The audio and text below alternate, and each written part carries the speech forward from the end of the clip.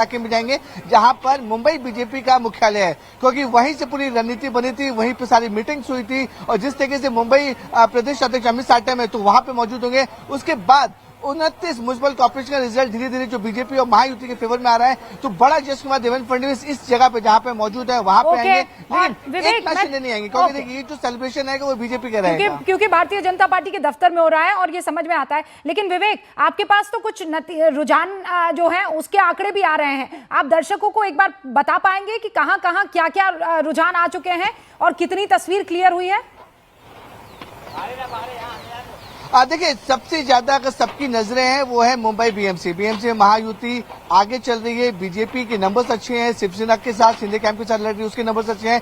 Thackeray brand का जो जादू कहा जा रहा था कि ठाकरे ब्रांड मैटर करेगा, ठाकरे ब्रांड उतने अभी तक जो रुझान आ रहे हैं ठाकरे ब्रांड उनके नंबर्स नहीं आ रहे हैं, तो कहीं ना कहीं महायुति काफी ज्यादा कॉन्फिडेंट दिख रही है। और उनको बोले कि जो मैजिकल आंकड़ा है 114 का, 114 कोई भी अगर जो पॉलिटिकल अलायंस है उसको पार कर लेती है तो मेयर उन्हीं का बनेगा, क्योंकि 227 टोटल सीटें हैं। दूसरी अहम सीट है पिंपरी चिंचवड़ और पुणे, वहां पे दावा किया जा रहा था कि शरद पवार अजीत पवार एक साथ लड़ रहे हैं, गढ़ है उनका रूबिका, मैं आपको बता दूं उनका गढ़ माना जाता है, इसलिए दोनों चाचा भतीजे साथ चुनाव लड़ रहे हैं। लेकिन बीजेपी ने वहां भी अपनी बाजी मार ली है, ऐसा दिख रहा है, क्योंकि पिंपरी चिंचवड़ और पुणे में लगातार बीजेपी दोनों म्युनिसिपल कॉर्पोरेशन में आगे चल रही है। तो बड़ा झटका बोल सकते हैं कि अगर बीजेपी ने पिंपरी चिंचवड़ और पुणे निकाल दिए तो बड़ा झटका होगा शरद पवार और अजित पवार के लिए। ये दो महत्वपूर्ण जगह है, पुणे और पिंपरी चिंचवड़, जहां पर महायुति एक नहीं है, इंटैक्ट नहीं है, और इसीलिए इंपॉर्टेंट हो जाता है थाने और पिंपरी चिंचवड़ के नतीजों को भी देखना। इस बीच आपको बड़ी खबर दे दूं मैं,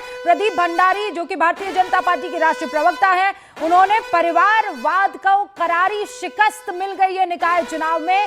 ये मतगणना के बाद प्रदीप भंडारी का बयान आया है, बीएमसी चुनाव में परिवारवादियों की करारी हार हुई है, यानी वो उद्धव ठाकरे की तरफ भी निशाना साध रहे हैं और शरद पवार की तरफ भी निशाना साधते हुए नजर आ रहे हैं। प्रदीप भंडारी ने ये पोस्ट किया है और ये कहा है कि निकाय चुनाव की मतगणना बताती है कि परिवारवाद बुरी तरीके से हारा है। एक बड़ा सा पोस्ट यहां पर किया गया है प्रदीप भंडारी की तरफ से। लेकिन हमारे साथ तहसीन पुनावाला भी जुड़े हुए हैं। तहसीन, ये दो इलाके हैं जो है वो सबसे महत्वपूर्ण हो जाते हैं, थाने और पिंपरी चिंचवड़, और थाने में भी भारतीय जनता पार्टी और पुणे भी यहां पर मजबूत स्थिति में दिखाई दे रही है। इनफैक्ट पिंपरी चिंचवड़ में भी बहुत कांटे की टक्कर है, इसलिए क्योंकि बीजेपी अगर 15 पर है तो राष्ट्रवादी 14 पर है। इसमें मैं एक थोड़ा सा बता दो, एक कॉन्ट्रडिक्शन, और जो आपने भाजपा के प्रवक्ता का ट्वीट या पोस्ट बताया, बीजेपी भी स्वयं 90% उनके टिकट्स परिवारवादों को दी है। इनफैक्ट पिंपरी चिंचवड़, पुणे और मुंबई में ऐसे हो गया है कि कुछ लोग विधायक है एनसीपी के लड़ रहे बीजेपी की सीट पे, बीजेपी की सीट पे एनसीपी से लड़ रहे, सब परिवार जितने भी राजनीति में हैं ये बीजेपी और एनसीपी और शिवसेना के अंदर डिवाइड होकर एक दूसरे के साथ लड़ रहे।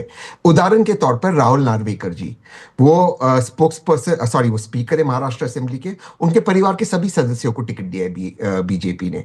तो प्लीज कोई परिवारवाद के खिलाफ नहीं, परिवारवाद का एंडोर्समेंट सभी परिवारवाद है 90%। दूसरी चीज, पिंपरी चिंचवड़ या में जो भी हो, ये सारे जो कैंडिडेट्स हैं एक टाइम पे बीजेपी में थे, एक टाइम पे एनसीपी में, सब लोगों ने एडजस्टमेंट करते ताकि ये वोट स्प्लिट ना हो। एक आपके पहले वाले शो में किसी ने कहा कि विपक्ष भी हम रहेंगे, सरकार में भी हम रहेंगे, तो ये चीज महाराष्ट्र के अंदर हो गई। मौजूद है, वो नवीन जी ने कहा था, नवीन जी, तो ये सच है, ये सच है। महाराष्ट्र की पॉलिटिक्स ऐसी होगी, आप सोचिए, आप इस हद तक सोचिए कि एमएनएस और लेफ्ट पार्टीज एक साथ आ गई। आप सोचिए, एमएनएस जो मजदूरों को पीटती है, लेफ्ट पार्टी जो मजदूरों के लिए खड़ी होती है, ये भी एक साथ आई। अब इसके अलावा आपने क्या नहीं देखना है महाराष्ट्र के अंदर। तो कहीं ना कहीं महाराष्ट्र की जनता को भी सोचना होगा कि भाई ये क्या हो रहा है, और नेताओं से सवाल पूछना होगा। लेकिन यहाँ पर स्ट्रैटेजी, राजनीति में स्ट्रैटेजी बड़ा माने रखती है, और ऐसी स्ट्रैटेजी है यहाँ पर तो कौन किसके साथ जा रहा है पता नहीं चल रहा है। एक बड़ी खबर बस मैं दर्शकों को बता दूं, दो नए मेहमान हमारे साथ जुड़ चुके हैं। कोल्हापुर की जानकारी मिल रही है, भारतीय जनता पार्टी 18 सीटों पर आगे चल रही है, शिवसेना 7 पर, एनसीपी 3 पर, कांग्रेस 21 पर आगे चल रही है कोल्हापुर में। यानी सबसे बड़ी पार्टी के तौर पर रुझानों में कांग्रेस दिखाई दे रही है। शिवसेना उद्धव ठाकरे गुट 2 पर आगे चल रही है, एनसीपी, एमएनएस और बाकी अपना खाता भी नहीं खोल पाए हैं। वहां संभाजी नगर में भारतीय जनता पार्टी 12 सीटों पर आगे चल रही है। अभी आपको ये बता दें कि ये जो हलचल हो रही है, जो हर अपडेट है, जो बड़े रुझान आपके सामने आ रहे हैं, न्यूज़ 18 इंडिया ने इसके लिए बड़ी तैयारी की हुई है। हमारे सारे रिपोर्टर्स वहां मौके पर मौजूद हैं और सबसे तेज और जिसे कहते हैं क्रेडिबल नतीजे आपको हम यहां पर दिखा रहे हैं। ग्राउंड पर मौजूद है मेरे सहयोगी विवेक और न्यूज़ 18 इंडिया की पूरी टीम। अरुण भी वहां पर मौजूद है, शिवानी भी, हमारे साथ प्रीति सोमपुरा भी मौजूद है। जैसा विवेक बता रहे हैं कि तैयारी पूरी है जश्न की। विवेक, ये ओवरऑल जीत की तैयारी है या केवल मुंबई के नतीजों? क्योंकि मेयर अगर मुंबई में भारतीय जनता पार्टी का बन जाता है तो ये मेरे ख्याल से सबसे बड़ी जीत के तौर पर बीजेपी बताना चाहेगी। हाँ बिल्कुल सही करूँ। देखिए 25 साल बाद अगर बीजेपी का मेयर बनता है तो लंबा इंतजार है, क्योंकि इससे पहले सिर्फ और सिर्फ उद्धव ठाकरे की जो पार्टी शिवसेना हुआ करती थी उसमें उनका ही मेयर रहता था, और 25 साल बाद बीजेपी ने पूरी ताकत झोंक दी, क्योंकि देखिए उद्धव ठाकरे अलग हो गए हैं और बीजेपी इस बार एकनाथ शिंदे के साथ चुनाव लड़ रही है। पर विवेक 25 साल बाद नहीं, वो तो चलो साथी हुआ करते थे। मेरे ख्याल से पहली मर्तबा ऐसा होगा जब भारतीय जनता पार्टी का मेयर बन रहा है, for the first ever time.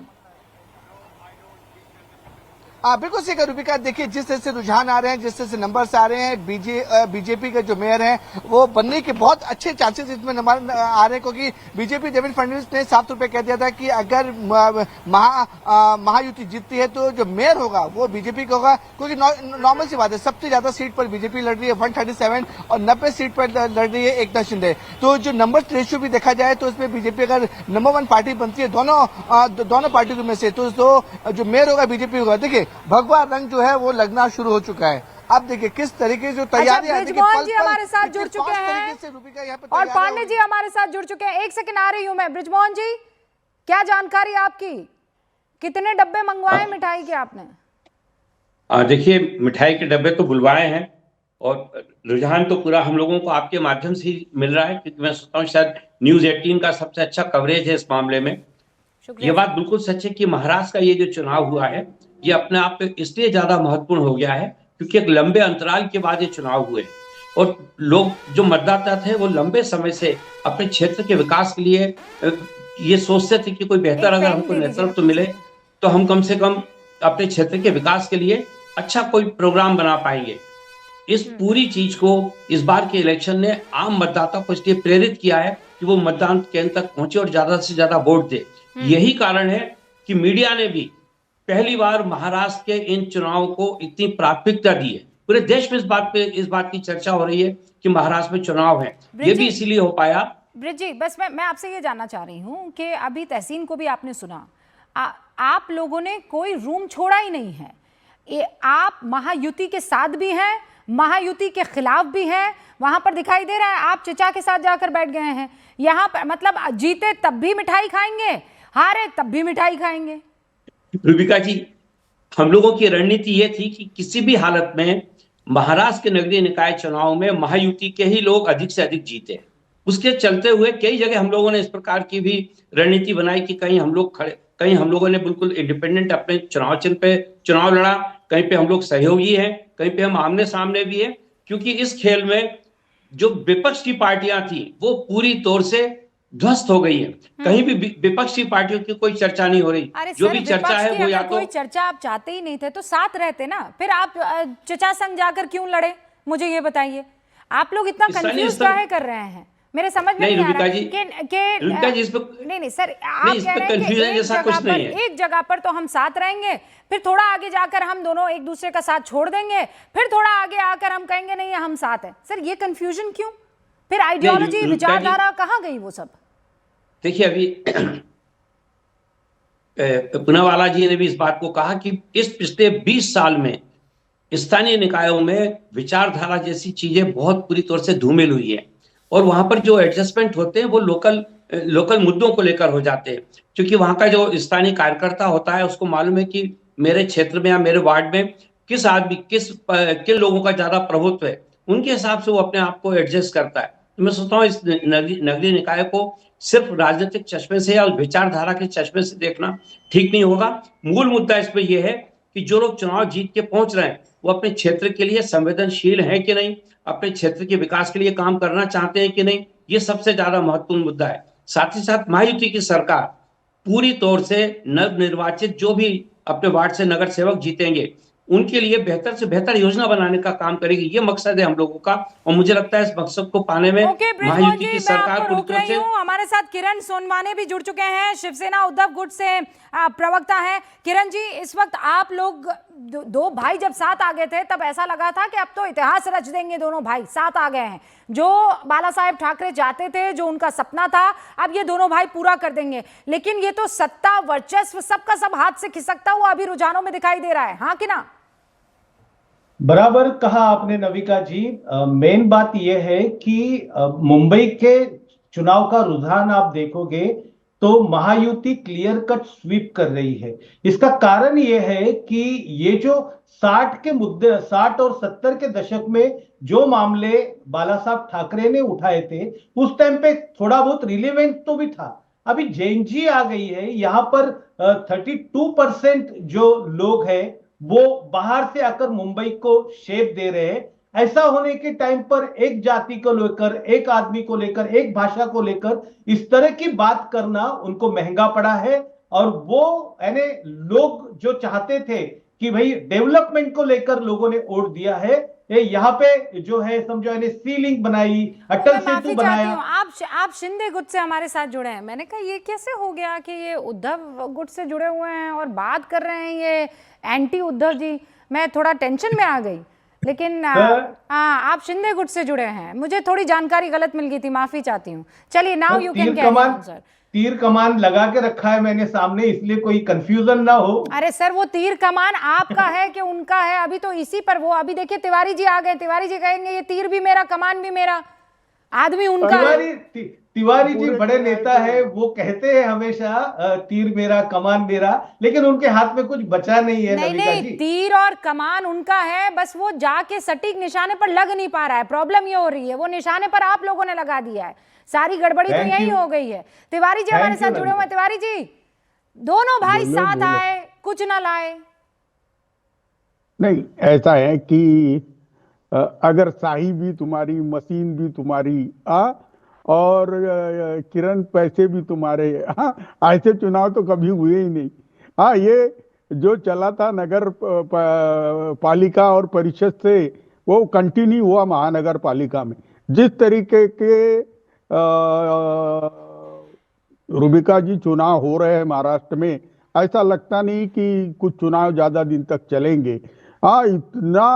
इतना पैसा बहाने के बाद भी अगर यह हाल है कि बराबरी में हम छूट रहे हैं, तो मुझे लगता है कि एक्चुअली लोग तुमको ढूंढ ढूंढ के मारेंगे, ऐसी परिस्थिति है। सर, वो तो मुझे आप बद्दुआएं कितनी भी दे दें, आपके काम नहीं आएगी ना तिवारी जी। ये बद्दुआएं तो आप पिछले 11 सालों से दे रहे हैं।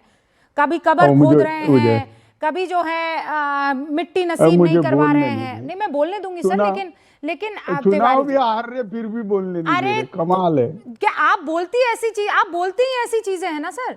अब आप कह रहे हैं तो चुनाव लड़ते क्यों? आप कर दीजिए ना पूरा बहिष्कार। अगर आपको लगता है कि चुनाव आयोग आपकी नहीं सुन रहा है, जो भी सारी चीजें हो रही है वो ट्रांसपेरेंसी से नहीं हो रही है, आपको किसी ने रोका है कोर्ट जाने से? यहां आकर आप बड़ी बड़ी बातें कर देते हैं सर। अरे भाई, कोर्ट में भी कुछ होता नहीं है, क्या करे, बड़ी तकलीफ है। क्या आपको पता है इससे क्या होगा? आपको कोर्ट जो है, आप जा सकते हैं जेल में, अवमानना का आपके ऊपर केस चलाया जा सकता है। आप कह रहे हैं कोर्ट यहाँ पर बिक चुकी है। अरे देखिए, मैं कानून पढ़ा हुआ आदमी हूँ। तो इसीलिए पूछ रही हूँ, सवाल का जवाब दीजिए। मैं सत्यता के साथ बात कर रहा हूँ। मैंने चंद्रचूड़ साहब को भी देखा और अभी भी देखा। क्या? अरे भाई, वो तो गणेश जी की पूजा कर रहे थे। गणेश जी की पूजा करना क्या यहाँ पर पाप है? आप पाकिस्तान में रह रहे हैं क्या? अरे प्राइम मिनिस्टर को लेके कर रहे थे। तो क्या हुआ? प्राइम मिनिस्टर को लेकर कर रहे थे तो?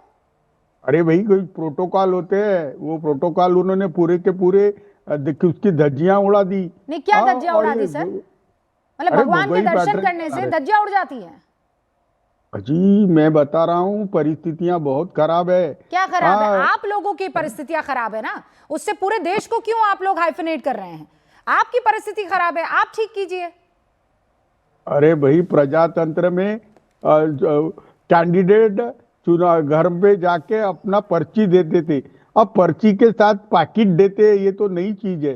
हाँ अरे, आप बम्बई रहती नहीं है, नहीं तो आपके घर भी पैकेट आता था। हाँ। 5,000 रुपया पर वोट ऐसा आपके घर पे पैकेट आया दिया है। पैकेट? अरे मैं ये लेके ही आया हूँ ना, हाँ बताइए, बताता पैकेट हूँ बताइए, तुमको। हाँ बताइए कौन सा पैकेट अरे है? मैं मुझे, अरे पैकेट व्हाइट पैकेट है इस प्रकार के, और हाँ बताइए। उन्होंने भेज दिए थे, ये पूरे भरे हुए हैं। हाँ क्या है इसमें?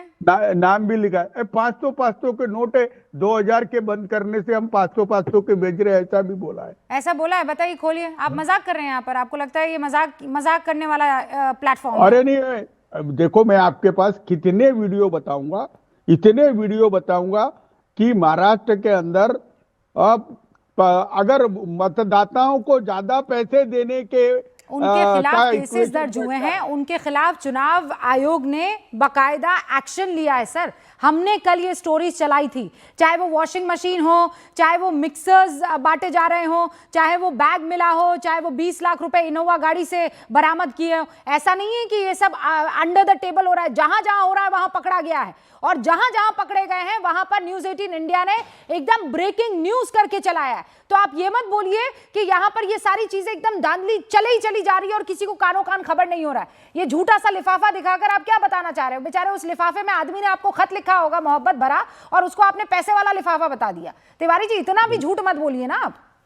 एक मिनट, रूबी का एक तो वो पहले ही वो इलेक्शन पहले कमीशन नहीं, वो की पहले मार वो है। लिफाफा बताइए मुझे, वो जिसने भेजा है आपको लिफाफा बताइए, वो एड्रेस बताइए मुझे। झूठ मत बोलिए आप, झूठा मूठा कोई भी लिफाफा उठा के अरे दिखा नहीं, देंगे नहीं, रूबिका नहीं। लियाकत के शो अरे में। भाई देखो, लिफाफे में अगर कोई एड्रेस और नाम देगा तो जेल जाएगा। हाँ ये तो फिर आपने झूठा लिफाफा, ये ऐसे ही तो आप झूठा नैरेटिव गढ़ते हैं ना तिवारी जी। कोई भी लिफाफा, ये लो रूबिका लियाकत बना देती है एक ऐसा लिफाफा, और लिफाफा कह देती है लिफाफा रूबिका लियाकत ने तिवारी जी के घर से बरामद किया। ये ऐसे पकड़ के बता दूंगी मेरे यहाँ पे लिफाफा आया। गजब करते हैं आप। रूबिका जी मैं एक बात बोलता हूँ, अगर बीजेपी ने पर वोट के हिसाब से पैसे नहीं बांटे होंगे, या राहुल नार्वेकर पैटर्न चला नहीं होगा, तो मैं राजनीति से संन्यास ले लूंगा। मैं 500 मर्तबा राजनीति से संन्यास ले चुके हैं और अगले ही घंटे वापस भी आ जाते हैं। ये पहली दफा नहीं है तिवारी जी, प्लीज। आपकी बातों को मैं बहुत टाइम से सुन रही हूँ। आप बिल्कुल वो नहीं, आपका बयान वैसा होता है, मैं बाकी मेहमानों को भी बता दूं आपका बयान कैसा होता है, मैं बताती हूँ। आप खाना खाने के बाद डाइटिंग शुरू करते हैं कि मैं खाना खा चुका हूं, अब मैं डाइटिंग शुरू कर रहा हूं।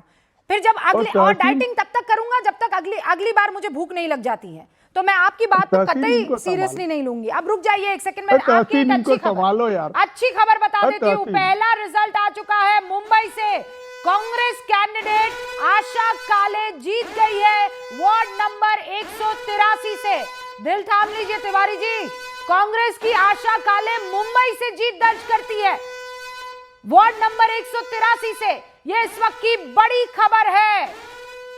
चुनाव के बाद में हम और कांग्रेस एक ही हो रहे हैं और सत्ता पे हम ही रहेंगे। नहीं तो अभी तो आप कह रहे थे सब बिक चुके हैं, बीजेपी जीत रही है, चुनाव आयोग इनके लिए काम कर रहा है। तो ये आशा काले जी कैसे जीत गई? आशा काले कैसी जीत गई? मेरे ख्याल से 100% वोट आशा काले को ही गए होंगे। कैसे गए? जब ईवीएम बीजेपी के लिए काम कर रही है, शिंदे गुट के लिए काम कर रही है, तो आशा काले को कैसे वोट चले गए? ये है ना, चिकित्सा का और रिसर्च का सब्जेक्ट है। कि इतनी धांधली में, इतनी धांधली